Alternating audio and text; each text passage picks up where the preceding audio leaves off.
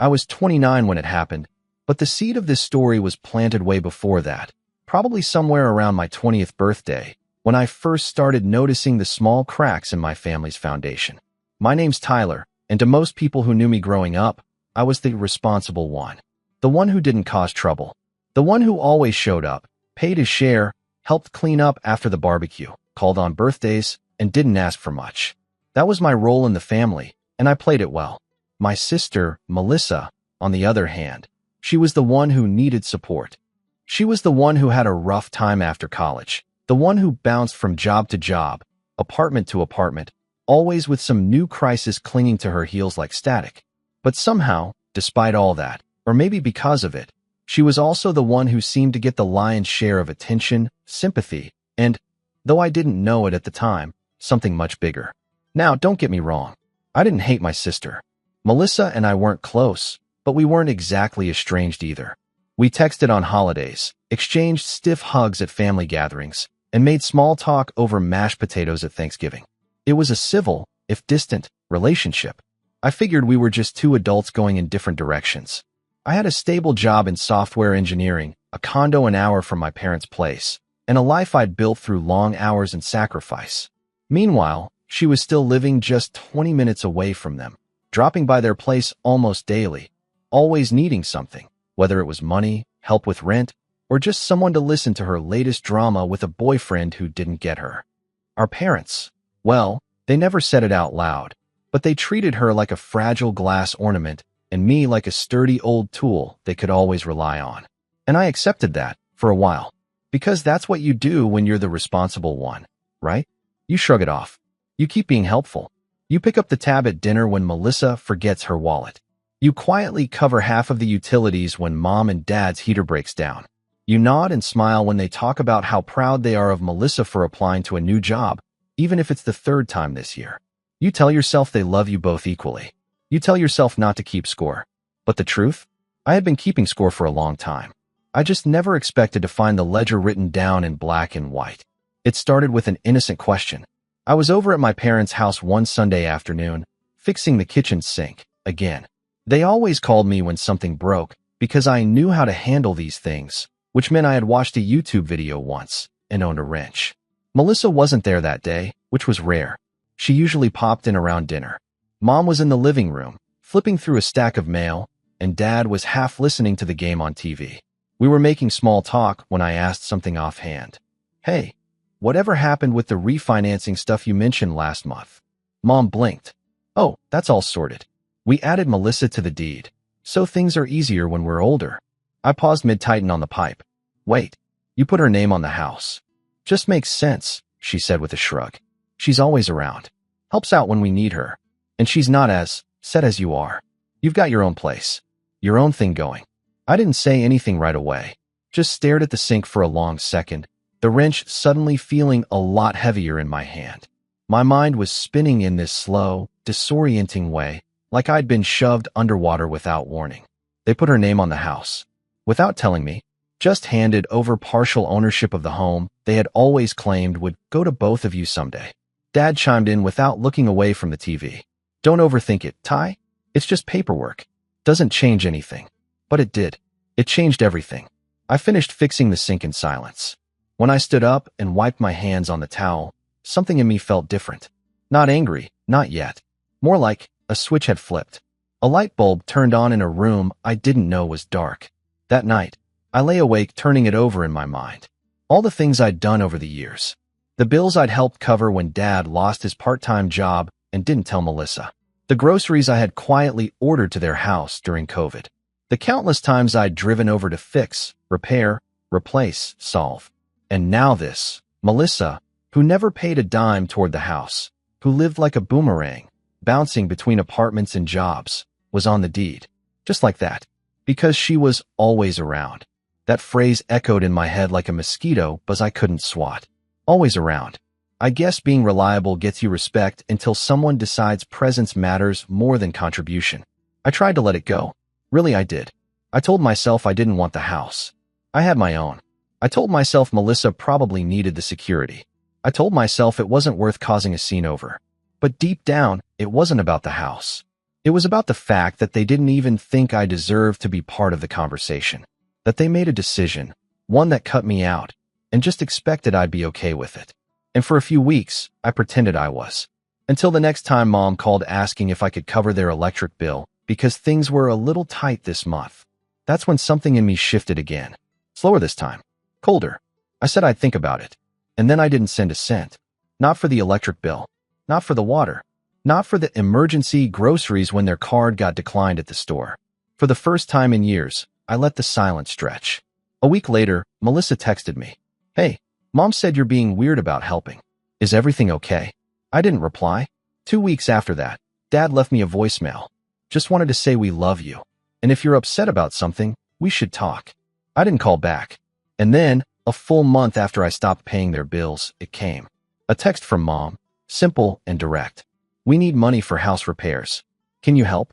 I stared at that message for a long time. My thumb hovered over the keyboard. So many things I could say. So many ways I could finally let them know how it felt to be the afterthought. But in the end, I only sent one sentence. And the moment I hit send, I knew everything was about to change. My reply to Mom's message was 7 words long. Ask the one whose name is on it. That was it. No anger, no explanation, no emotional outburst. Just a single sentence loaded with everything I had kept buried for years. The years of being treated like a backup plan, while Melissa got to play the main character in a family story I'd clearly been miscast in. I stared at the message for a few minutes after I sent it, half expecting an immediate response. None came. Not that night, not the next morning. But silence has a way of making noise when people are used to your compliance. And within days, the cracks started to show. First came the passive-aggressive group text from Melissa. Not sure what's going on, but Mom and Dad really need help right now. I don't have the money. Wish I did. I'd step up if I could. It was a thinly veiled jab, one that might have guilt me 5 years ago. Not anymore. I didn't answer. 3 days later, Dad called. I let it ring. Then he tried again. Voicemail this time. Ty, look, your mother's upset. You know this house is important to all of us. Melissa's name being on it was just a formality. You'll still be taken care of, I promise. But we can't make these repairs without help. Taken care of. Like I was some child promised a slice of cake at the end of dinner. I deleted the voicemail without listening to the rest. That was the moment I realized they didn't understand yet. They thought this was a phase, that I was sulking and just needed time to cool off. But they didn't know that something fundamental had changed. I wasn't being dramatic. I wasn't waiting for an apology. I wasn't hoping for a heart-to-heart where everyone finally saw things from my side. I was done. Done being the fallback. Done carrying responsibilities that weren't mine. Done watching my parents reward Melissa for being dependent while quietly draining me for being dependable. And right around the time they began to feel the weight of that absence, Melissa did something that ripped the last bit of sympathy I had for her clean out of me. I found out through a friend, not even through the family. My buddy Kevin, who's known me since high school and still lives a few blocks from my parents, texted me one evening out of the blue. Hey man, weird question. Did you sell your parents your old patio set? I blinked at my phone. What? He sent a photo. It was unmistakably my old outdoor furniture, black iron table, curved chairs, the glass top with the slight chip on the left corner. I'd stored it in my garage since moving into my condo because I didn't have a yard anymore. Nobody had touched it for months. But there it was, sitting in my parents' backyard. Kevin said Melissa told his girlfriend she'd scored it for free from her generous brother. That was news to me. I drove over the next day just to confirm. I didn't even go inside. Just parked across the street and stared at the backyard. Sure enough, there it was. My set up nicely on the freshly cleaned patio, with a potted plant I definitely hadn't left on the table. That night, I texted Melissa. Hey, when were you going to ask before taking my patio set? She replied 10 minutes later. Mom said it was fine. It was just sitting there. You weren't using it. No apology. No acknowledgement that she'd crossed a line. Just more entitlement disguised as casual explanation. I didn't answer. 2 days later, she texted again. You're being really petty about this stuff. We're family. It's just a table. Do you really need to make everything a problem? That's when I realized she genuinely believed this was all just furniture. A few bills. A name on a document. She didn't see the years of imbalance. The slow bleed of respect. The erosion of boundaries. She just saw a brother who had always given and suddenly stopped, and it made her uncomfortable. But the table wasn't the real betrayal. That was just the surface layer. What came next, though? That was the punch to the gut. I was visiting my aunt, Mom's sister, about 2 weeks later. She and I had always gotten along well. She'd never treated me like an afterthought. She made good coffee, gave great advice, and never once asked me to fix anything when I visited. I think she always knew more than she let on, but she stayed out of it. We were sitting on her porch, watching the sunset when she glanced over and said, "So, you and your parents still not talking?" I gave a small shrug. "Not really. Figured I'd let them sit with it for a bit." She nodded. "You know they took your name off their living trust, right?" The words didn't register right away. "What?" She hesitated. "I probably shouldn't be telling you this, but I thought you already knew. Your mom told me they made some changes last month. Said it didn't make sense to split everything when Melissa was the one who'll be taking care of them someday." I stared at her. I couldn't breathe for a second. My ears rang. "You're serious?" She nodded slowly. I told her it was a mistake. "She just said you were doing fine on your own." That phrase again. Doing fine. It had become the excuse for every betrayal, every act of exclusion, every quiet reallocation of love, trust, and resources. I left my aunt's house in a daze. I don't remember the drive home. I just remember sitting in the dark afterward, on the edge of my bed, and feeling something in me crack. Not loudly, not like a movie scene where someone screams and throws a lamp. No, this was quiet, like the gentle snap of ice forming a fissure under pressure. They took me off the trust, without telling me, without asking, without even having the decency to hint at it in all those conversations about the future we'd had when I helped them budget or fix the roof or organize their taxes. All those years I was the reliable one, doing fine, and they erased me from the plan because Melissa was around. The next few days passed in a fog. I didn't eat much. I didn't answer texts. I didn't go to the gym. Just kind of floated through the hours. My condo was quiet, peaceful, even, but it didn't feel like home. Not that week. I kept replaying things in my head.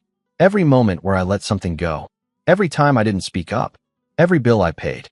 Every favor I did. Every holiday where I watched Melissa stumble in late and still get praised for being thoughtful. And I realized that I hadn't just been keeping score. I'd been hoping the scoreboard would eventually matter. But it never did. Until now.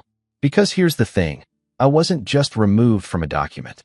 I was removed from the equation. And in that silence, I made a decision. Not to confront. Not to demand. Not to yell or rage or beg. I decided to step away completely. But not quietly. If I was no longer part of the family equation, then they would finally learn what it meant to lose the part that kept the machine running behind the scenes. And I had a plan. There's this weird thing that happens when you hit a wall emotionally. At first, you feel like you're just floating. Not in some poetic, peaceful way, either. More like you're drifting in space with no air, watching your life from outside your own body, wondering how you got here. After finding out I'd been removed from the living trust, I didn't rage or cry or call them to scream. I didn't write some dramatic email or craft a long, heartfelt message begging them to understand. I just shut down. Quietly. Cleanly. I turned off the faucet. No more calls. No more visits. No more help. For the first time in my adult life, I drew a clear line, and I didn't budge. At first, it was liberating. My phone didn't light up with "Can you swing by?" texts. I didn't spend weekends elbow deep in leaky plumbing or debugging my dad's ancient laptop. I didn't worry about whether Melissa was going to guilt trip me into splitting her rent just this once. But that freedom had a price, and I felt it hard. See, when you've built your identity around being the one people can count on, you don't realize how much of your self-worth is tied to other people's problems. I wasn't just grieving the betrayal. I was grieving the version of myself I'd always been for them. The helper, the problem solver, the safety net. Without that role, I didn't know who I was anymore. I stopped answering calls from extended family, not out of bitterness, but because I couldn't stomach the small talk. I avoided social events. I even started skipping gym sessions, which had always been my sanctuary. My routine fell apart. I stopped cooking, let laundry pile up, and worked just enough to get by. My boss noticed. He didn't say anything at first, but eventually, we had a talk. "You all right, Tyler?" he asked one morning, catching me zoning out during a team meeting. I gave the usual answer. "Just a lot on my plate lately." He nodded, but the concern lingered in his eyes. I knew I had to pull myself out of it, but motivation felt like a distant memory. Every time I tried to get back on track, my mind wandered back to that conversation with my aunt. The trust, the deed, the fact that I could dedicate my life to being the good son and still get cut out the moment I wasn't useful. But then something shifted, not all at once, but gradually. It started with the patio set. I don't know why it bugged me so much. It wasn't about the table, obviously, but every time I thought about Melissa dragging it into their backyard like it was hers, like she had a right to just take whatever she wanted and expect me to be okay with it, I felt this slow-burning anger that wouldn't go away. So I got in my car, drove to their house early one Saturday morning, and reclaimed it. Didn't knock. Didn't announce myself. Just walked into the backyard like I owned the place. Because for most of my life, it had been mine in a way. I took the table apart, loaded it piece by piece into my trunk, and drove off. Nobody was home. It felt petty, but it also felt good. That small act of reclaiming something, anything, snapped me out of my funk just enough to remember what it felt like to take action. That same week, I started journaling again. I hadn't done that since college, but it felt necessary. I needed to get the noise out of my head. The first few pages were raw, just ramblings, curses I won't repeat here, and messy thoughts. But after a few entries, the noise settled. The writing turned into plans, goals, ideas. I made a list of all the things I'd put on hold for the sake of my family over the years. One of them was starting my own business. I'd always talked about launching a software tool, something niche, something useful. Back in 2020, I'd even built a prototype for a scheduling app tailored for freelance photographers. I had a couple of photographer friends who loved it, but I shelved the project when Dad lost some of his income, and I picked up freelance work to help them stay afloat. Now, with all this free time, and no more surprise bills showing up from Mom, I decided to dust it off. I worked on it quietly, late at night, headphones on, eating microwave dinners while coding like I was back in college. It gave me purpose, gave me momentum.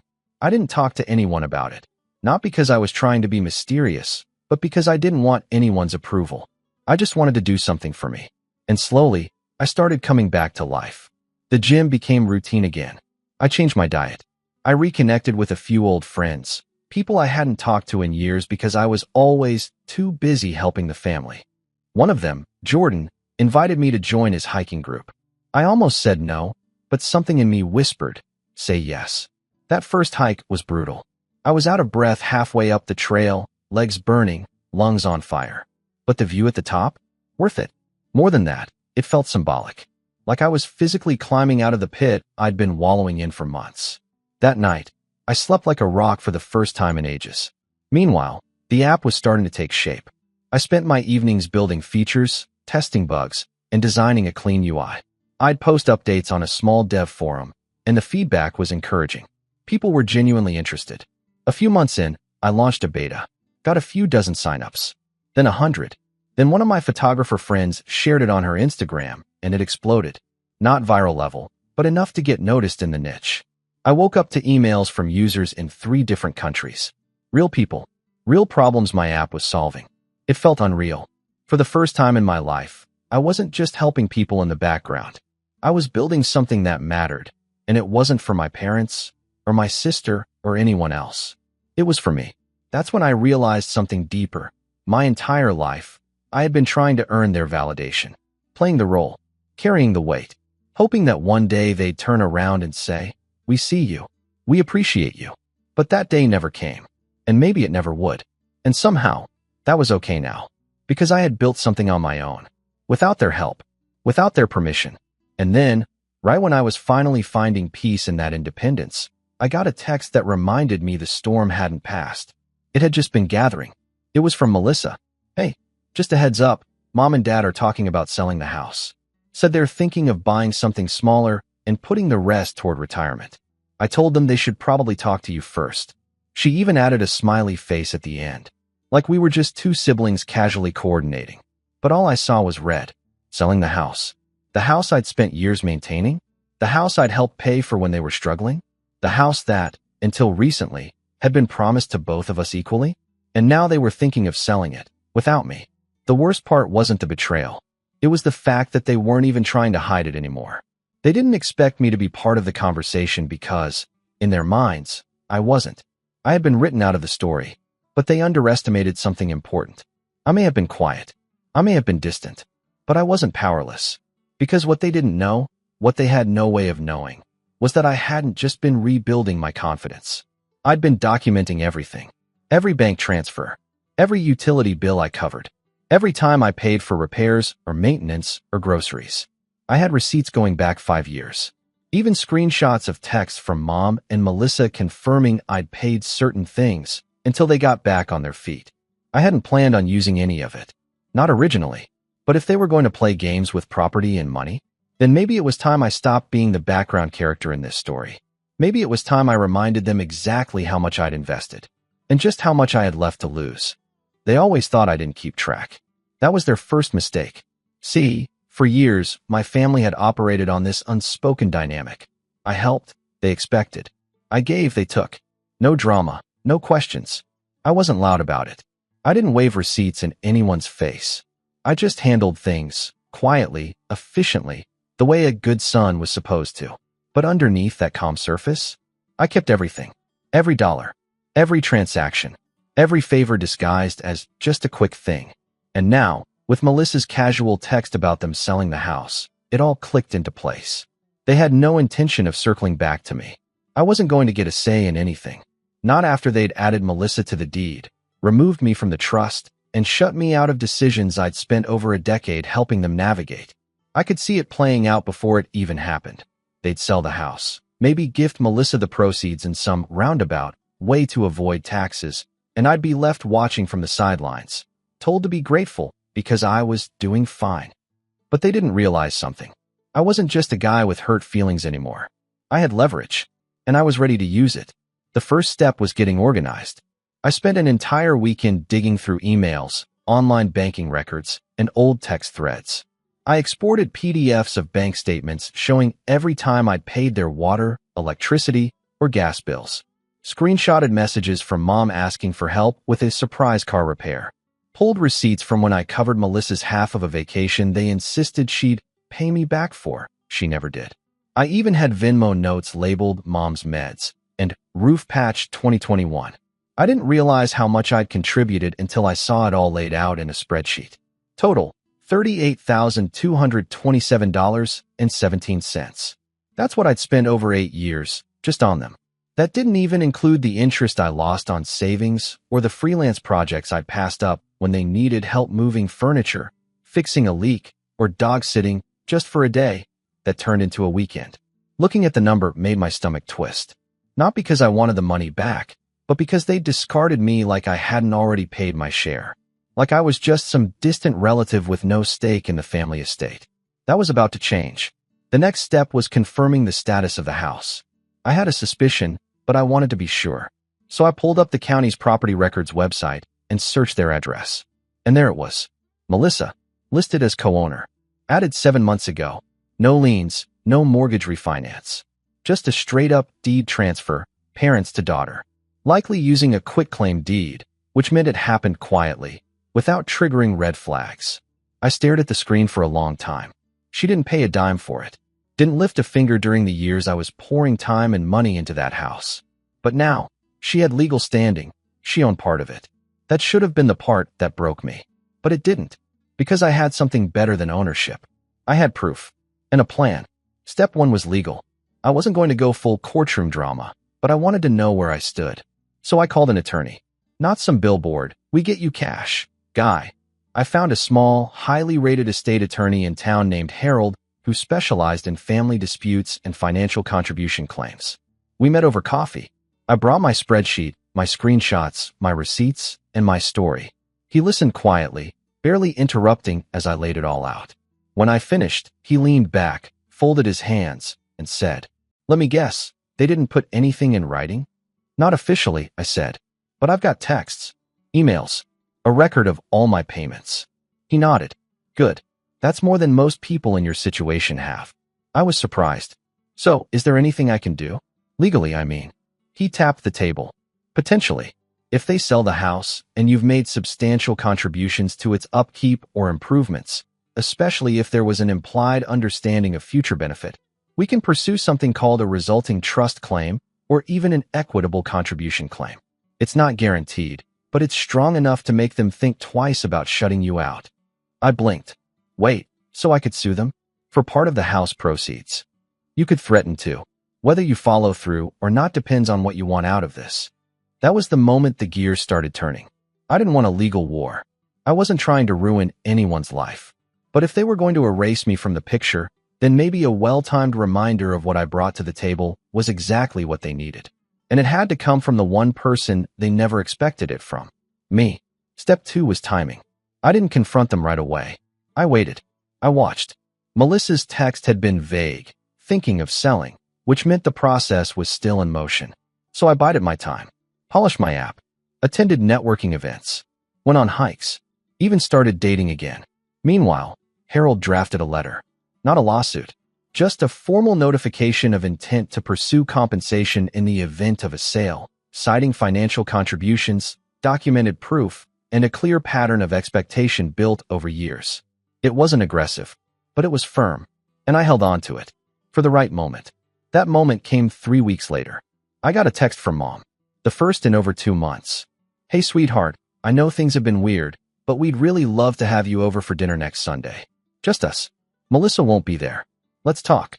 I stared at it for a while, and then I smiled. Perfect. I showed up at their house that Sunday with a bottle of wine and an envelope in my coat pocket. They greeted me like nothing had happened. Mom hugged me a little too long. Dad gave me one of those firm, manly pats on the back. The kitchen smelled like roast chicken and garlic, the exact kind of meal they always made when they were trying to smooth things over. We sat down, ate, made small talk, laughed at a few stories. And then, halfway through dessert, Mom set down her fork and said, "We want to talk to you about something, and I want you to listen before you say anything." I leaned back, hands folded in my lap. "We've decided to sell the house," she said. "We just can't manage the upkeep anymore. The plan is to move into a smaller place, something single level, closer to Melissa. She'll help out more that way." "Of course she will." Dad jumped in. "We know this might come as a surprise, but we've talked it through. We're going to split the proceeds with Melissa and use the rest to secure our retirement." That's when I knew. They were offering me nothing. They didn't even try to dress it up. "No, we'll talk about your share." No mention of everything I'd done. Just a cold, polite conversation about their future, with me placed neatly outside of it. I pulled out the envelope, set it on the table. "What's this?" Dad asked. "Documentation," I said. "Every dollar I've contributed to this house over the last 8 years. Bills, repairs, groceries, payments.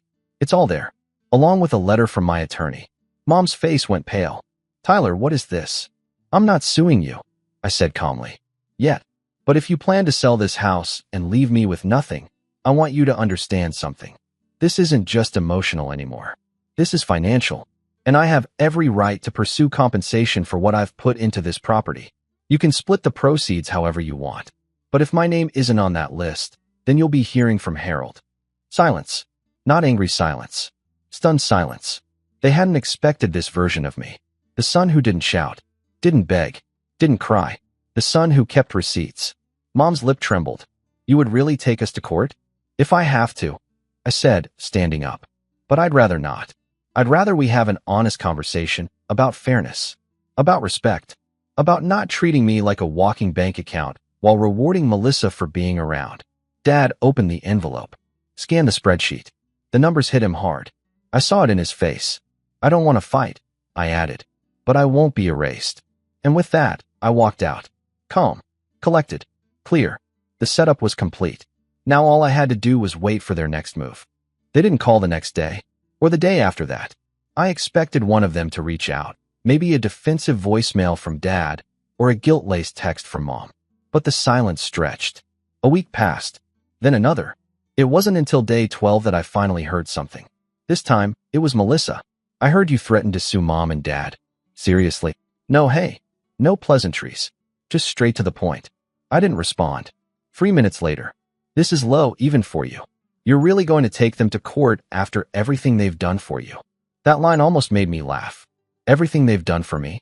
I wanted to ask if she meant the unpaid housework, the thousands of dollars, the broken promises, the uninvited betrayal on the deed. But I didn't give her that satisfaction. Let her stew in the version of events she'd built to protect herself from any sense of responsibility. By the end of the week, a formal email arrived. From my parents. Polite. Sterile. Probably drafted with the help of a lawyer. They had reconsidered the distribution of the home sale and were open to a conversation about equitable financial resolution in light of the historical contributions I had made. They even acknowledged, in writing, that I'd supported them financially on numerous occasions. That wasn't just a win. That was leverage. I didn't rush to reply. Let them sweat a little longer. I forwarded the email to Harold and scheduled one last meeting. We drafted a response. Again, no threats, no drama, just calm professionalism. I asked for $45,000. It was more than I'd spent, but less than what I'd be entitled to in court if we factored in interest, inflation, and lost opportunities. It was a fair offer. They agreed. Without protest. The revenge, in the end, wasn't loud. It wasn't fire and fury. It was paper. Calm, collected, legal pressure. The kind of thing people like my parents never expected from someone like me. The sale went through the next month.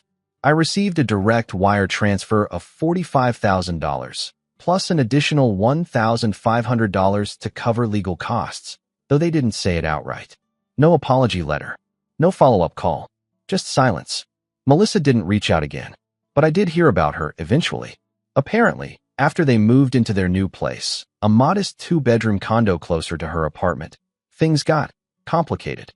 My parents, now used to relying on me for every little crisis, found Melissa's brand of help lacking. She didn't want to run errands, didn't answer her phone at night, started ducking out of weekend visits with vague excuses. After all the years they'd invested in enabling her, they were finally learning what it meant to rely on someone who wasn't built for it. A few months later, I got an email from my mom.